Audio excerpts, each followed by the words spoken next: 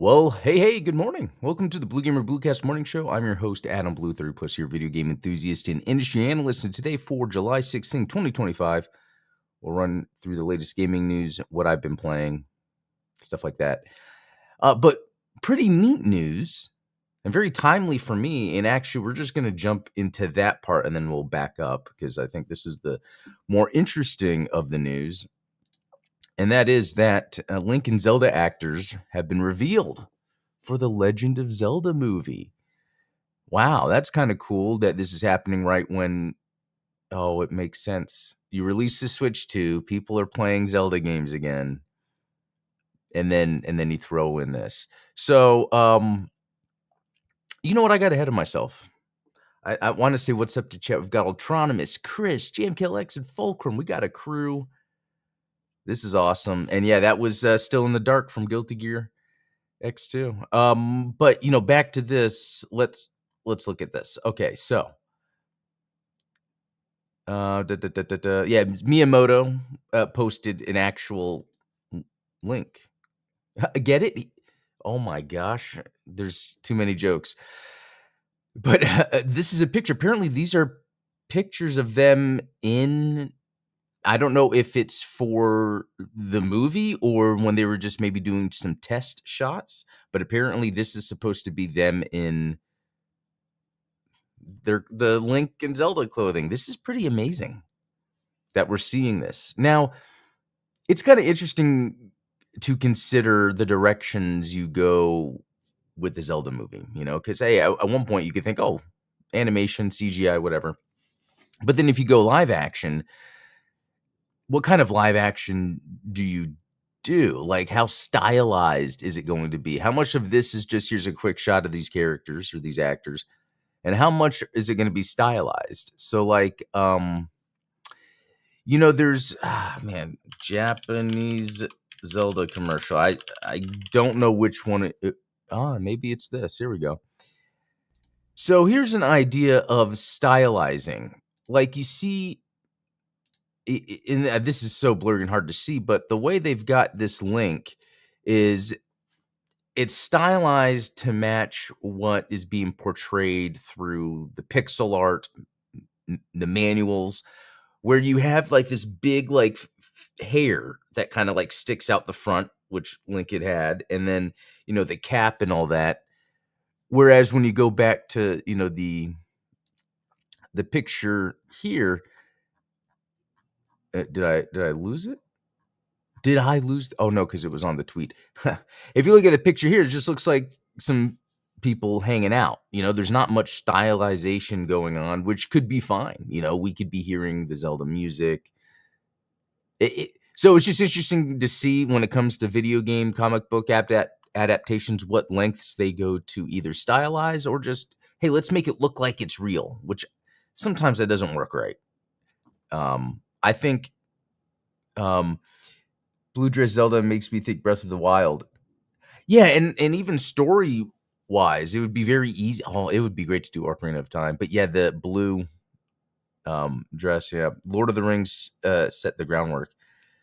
Oh, you think so, huh? Lord of the Rings? For me, I never really got into Lord of the Rings movies. But I always I always look at like Army of Darkness. I know that kind of doesn't count, but when it comes to like skeletons storming a castle, don't get me wrong, I like Lord of the Rings, but I feel like sometimes these movies kind of do what I was talking about. Like they make it look grounded, but then they like over design medieval stuff. Like medieval stuff from the 80s is different than medieval stuff from the 2000s or whatever you'd call that time period. Anyway, I'm curious to see. I think it could be cool. But let's dive back a bit actually. So, speaking of Zelda, I played a lot more Link's Awakening yesterday. In fact, now I'm at 11 hours and 6 minutes in, and I thought I was near the end, and then I feel like I still have much to do. It's very strange playing through this game after not playing through it for I don't know how long, because I remember I got it on Game Boy Color when they came out with the update, but I don't remember if I actually played through the whole thing. I know I did, originally on Game Boy. And yeah, it's been fun playing it. I don't really have much to say. And then jumping more into the Arcade Archives 2, Air Combat 22. Very fun game. Oh, it's interesting. The gyro is actually present on this. I didn't mention that before. So you can actually use the Switch gyro if you want to like aim the aircraft. It just wasn't as fun as just using the controller. So I had to like go in and figure out how to like, yeah, I think I had to default the controls just to remove the gyro. It was kind of strange. Um, and then yeah, jumping into a little bit more Mario Kart World where I don't. Oh yeah, I was doing the knockout tour and I can't get to the end. I either got to play more, get better at it. There's probably some kart meta that other than the jumping and the side boosts, there's probably some more stuff I got to figure out. Playing some more Fast Fusion, going through the next cups, which are faster, same maps. Wow, it's a lot yeah, it was fun after work. Wife and I went to do strength training. She's been coming with me to work out and then came home. It's like, what a day. Work out, chill on the couch, play video games. So yeah, Fast Fusion, next cup. And then Nintendo 64. So whenever I went to the Nintendo Online, it would advertise listening to the Nintendo music in the Nintendo app, specifically Mario Kart 64, and that music is good. And so I went to go jump in to play that, but then I ended up playing Winback. If you guys remember Winback on N64, I loved that game. Jumped in, played a little bit of that, and then I was like, I'm done. And then, surprisingly, and I didn't think I would do this, I did play some Tony Hawk 3 and 4. As I was playing Switch at one point, I was like, I'm going to play something else. So I jumped onto the Xbox. Tony Hawk's on Game Pass, downloaded it, went back to Switch while it downloaded. I love how I am utilizing the living room now to play games more. Sitting on the couch. And luckily no one's been needing to use the TV. Otherwise, I would just, undock. Okay. Was that all for what I was playing yesterday? I think so. All right. So yeah, we talked about the Zelda thing. Here's something that's interesting. Roblox reveals new licensing platform with Sega, Netflix, and more on board. Creators will be able to use popular licenses under certain terms with a variable revenue split. This is an excellent idea, and this to me seems to be a part of the future of game development, especially when it comes to IP holders. Because right now on Roblox, there's someone they post all the time in the Gundam Explained Discord. They're doing all this development, Gundam game development in Roblox. They're showing the ships they're making, mobile suits. It's pretty amazing. And just knowing how much people play on Roblox, even my youngest, like there's opportunity there. And it's funny because at first it opened up where, Fortnite has a platform so developers can go in and make games, but Roblox want to look a step further. It's like players can really make their own games. And I think I really want to look more into this. And because I guess it doesn't really matter how much I would be making. It's more of the fact that this is a next step in game development. And, let's see. The terms and revenue split varies depending on the license. With Like a Dragon, for example, Sega only takes 50% cut of Robux revenue, but requires creators to have 1,000 daily active users. So the idea is they want you to make something that is of quality. And if you want to make something of quality that works with their IP, that's fine. They'll take, and I think that works great. It would be like if I wanted to make the Gundam game I wanted to make using Roblox. Now, we're not, this doesn't say if there's Bandai. There could be a list I'll have to look at. Let's see. Yeah, I'm gonna have to research this more because I do like, dabbling into game dev, but I'm really not that proficient at it. So if there's kind of a step that helps, that'd be cool. All right. Nearly 20% of new Steam games in 2025 use generative AI. That might be shocking to some. And actually, I was surprised. I was surprised that it was disclosed because it's one of those things where, like, if you know that you're using generative AI correctly, which it's hard to use it incorrectly. Let me just say, unless it's blatant, and then which there's a bunch of laws for that. That's what I'm saying. Like, it's kind of weird. Like, normally, if you're using generative AI in game dev and it hasn't been, no one know. It's like you're using it correctly. Um, so utilizing the Steam API, Lamb discovered that, which is this dude Ichiro Lamb. Um, discovered that 1 in 5 games released this year disclose generative AI usage in some way. According to the data, 60% of the usage comes via visual asset generation, such as backgrounds, models, and more. Yeah, because there's a lot there that really you shouldn't spend time and resources on. Nowadays, we can kind of get that done. Now, it really depends because a developer could be like, well, this background here, it needs to have a certain thing. I need to work on it. But it could be like a background, a night scene on the other side of a warehouse. It just needs to look like there's cloud cover, and that's all. Sometimes that stuff would just be generated. Um, let's see. And that's the thing when it comes to generative AI, this is them disclosing that. Because if we think about the development pipeline, and especially what I do in my job, it's more likely that even more AI is being used in the development process, unrelated to generative AI, in terms of data consolidation, maybe databases, queries, tables, even a lot of the concept art. It was funny because I was reading how back in when they were making Uncharted 2, before they were making Uncharted 2, it was frowned upon for artists to use digital to concept. And Uncharted 2 and one of the Halos, maybe it was 3, were the first big games to actually use Photoshop or digital concept art that was accepted. It's very interesting. And, that's what's going on here pretty much. And I think it's fine too, because if you can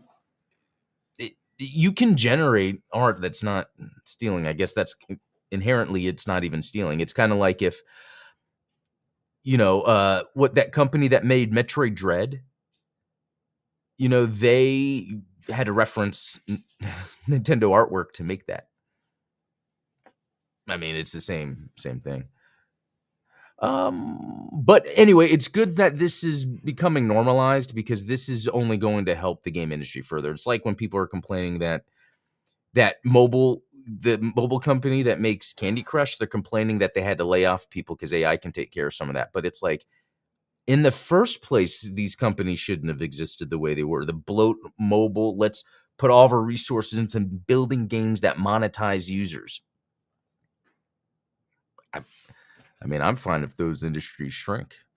Um, let's see if there was anything else. Okay, according to Kiwi Talks, Retro Studios are unlikely to return to 2D Donkey Kong after Bonanza. Also believes Retro will develop Metroid Prime 5 and a new IP after Prime 4. So, the thing with the 2D, I hope they continue to make 2D, just like Mario has the 2D, Mario has the 3D. It would be cool for Donkey Kong to continue the 2D.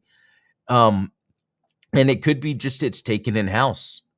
And when I say in-house, like actually having Nintendo develop instead of what they sometimes do with their IP. And that brings me to this Metroid Prime 4. I'm really curious to see how it plays out. I don't know how much of it is, let's just get this game out because we have a market on our Nintendo platform that would buy this game. But how much of it is like a Donkey Kong Bonanza where they're like, okay, core Mario team, we now want you to make a core Donkey Kong game. Using the, you know what I mean? It's like, oh, Metroid, okay, yeah, you guys work on Metroid. We'll hire them to work on Metroid. It's not working out. Yeah, we'll just get the old guys to work on Metroid. I don't like Nintendo's doing that. They're not doing it with Donkey Kong anymore. They need to do it right with Metroid. I would love to expand on that more. He sounds very familiar. He's very vocal about K. Roll return. Oh, was that might have been a spoiler. Had no idea. Okay. Next up, we're gonna play something cool here.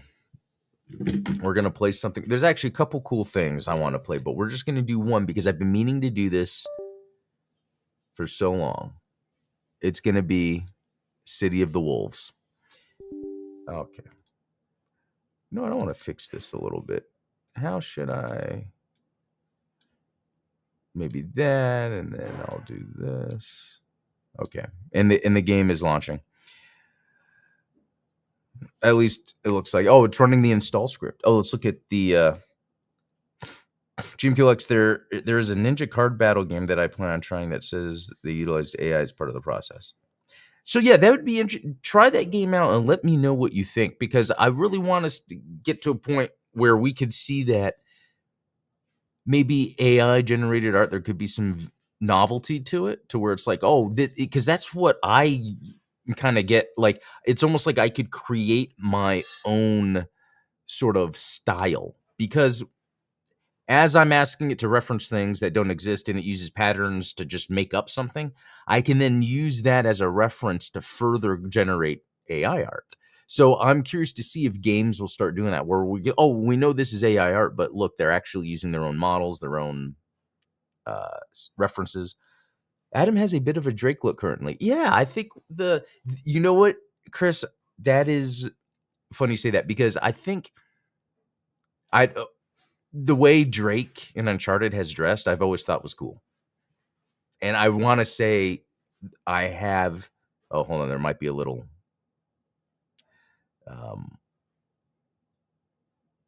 loading spike. There we go. I always thought Drake dressed cool, and I was like, oh, I'll always want to get shirts like that sometime. Okay, is it? Let me check. Because it is Unreal Engine. There we go again. It is my...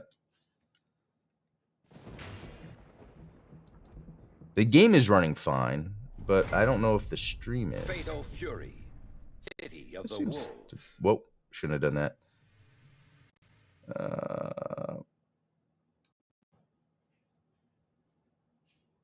Okay. Sorry, give me a second. Okay, I think I think it does that beginning loading, the shader compilation, whatever you call it, and it kind of causes little hiccups with the frames.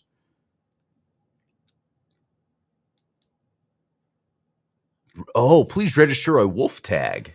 3 to 13 half-width alphanumeric characters. 3 to 13, 6 or numbers. There's a lot of rules here. Why are they doing this? Wait.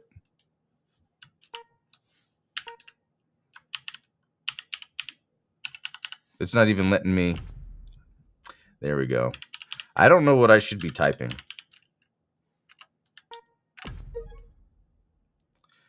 Okay, let's do. Yep. Okay.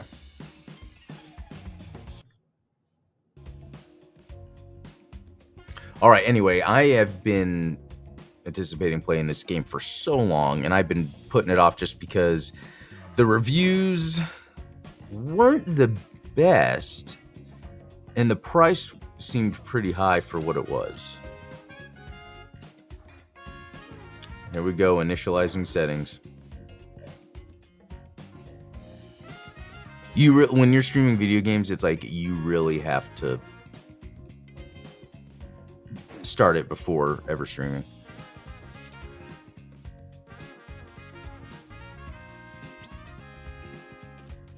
Okay, welcome to Southtown. New to City of the Wolves. Okay, there's tutorial mode, which I should probably do, but I might just... I don't know what to expect here. This is cool. Color edit. Steam store. Let's do this. Southtown, a city ruled by neither good nor evil, but strength alone. Southtown's visitors are as diverse as they are many. Some come seeking wealth, renown, or power, while others may arrive carrying ambitions of a darker variety. I'll do some real quick. Dreams, but only the strongest can ever hope to turn their dreams into reality. Sorry. It's very interesting. Certain games have issues when you're... Here, lifelong friendships are forged. Old scores are settled. Even once broken families can be made whole again. Southtown remains welcome to all, from the idealists to the aimless. Okay. I don't know if I skipped that or not.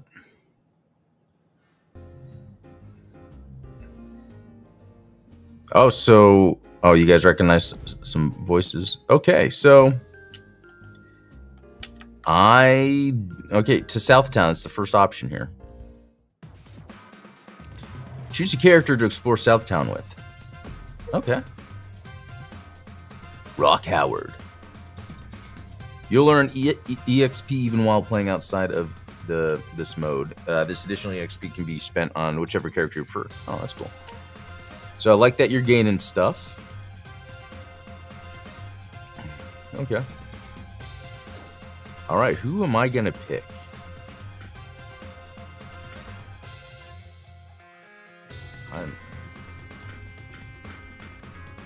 Oh! I didn't know Mai was in this. Part of me doesn't want to have to pick Mai, but if she has the same moves, that would... this guy looks cool. I think I'm gonna go with this. So what's... Okay, different colors. Oh, that's cool.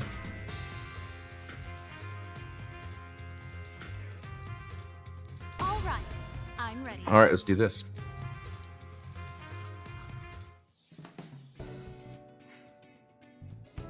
Yeah, I didn't even... I don't know how I didn't know Mai was in this. I played Mark of the Wolves. I mean, I know she's in the King of Fighters. And all that.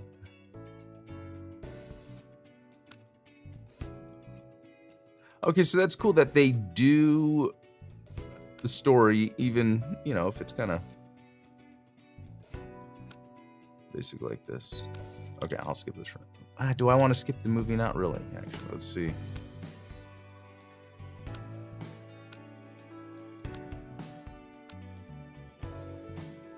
I'm just curious if there's more to it. Is there some sort of animation or... Well, I guess not.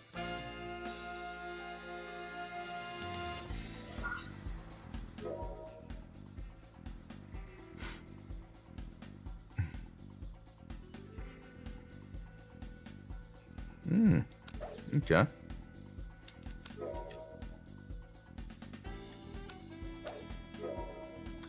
Oh, okay, a little character discussion. I don't know how much... I want to go through that right now.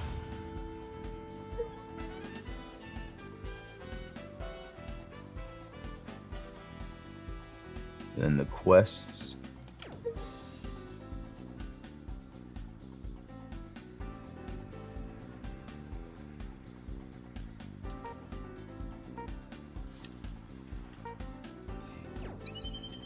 You know, I'm old school. I don't like sometimes when so many things are thrown at me.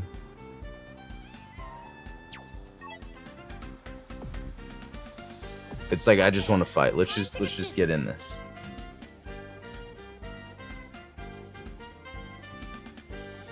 Final round.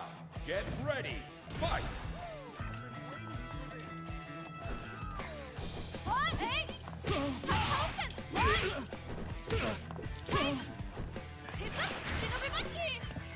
Okay, yeah, she has some of the same moves. It feels good. But, you know, like, you know, for instance, she wasn't in King of Fighters 99. That is my favorite King of Fighters game. She wasn't in 11 either, so she's not always in all the SNK games. But when she is, I prefer to play her just because I like her moveset. I think it was Fatal Fury CD. Sega CD. I forget which one where I was first using All it. thanks to you. Okay, so that, again, this is just the story mode.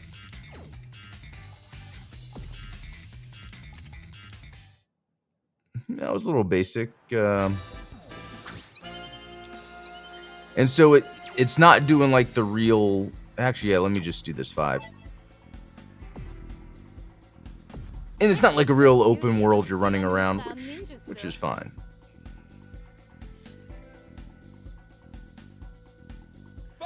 Okay. Get ready. Fight. So this is supposed to be higher level than me.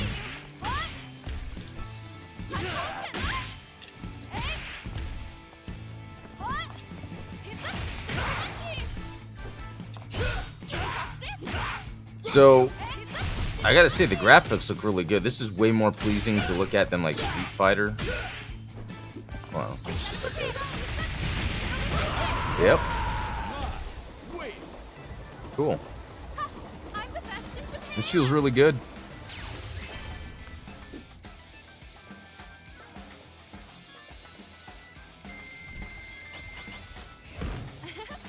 I'm the best in Japan.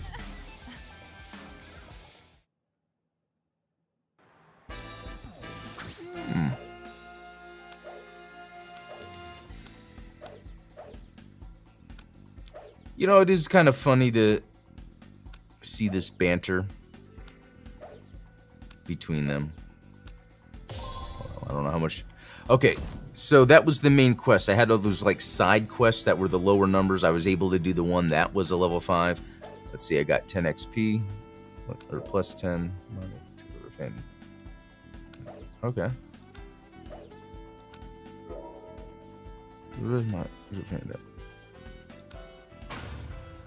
Interesting. Okay. Unlock new stages. That's cool. Thank you for telling me. But let's see. That's to show hide UI. Stage list. Oh, okay. Here's a way to look through, and yeah, okay. I like this setup where you can just kind of go through each one. But about the XP, unless I'm not doing that yet. Okay. And then we go back, different areas to unlock. Let's go to... Okay, so I kind of like how this system works. Now set a character for your home screen. Okay. Let's do that. Yeah, I'll probably do this. Okay, time to get the party started. That's pretty cool. Okay, so you know what? This is... I really like the setup so far of everything. Oh, cool. Just... I'm finding... Oh. So they have the story mode for each character. Love it. Yeah. This is pretty good. I really think... so far from what I played, this game is legit. I was curious about the $60, and it's still 60 is still a lot, I got it for 40 on sale on deals.gg. They list a bunch of places where you can get it. But yeah, I got to say, it felt good. The graphics are really good. Too bad that apparently it lost them money. Recent reviews are mixed, but all reviews very positive. Let's see what some negative. Online ranking is dead.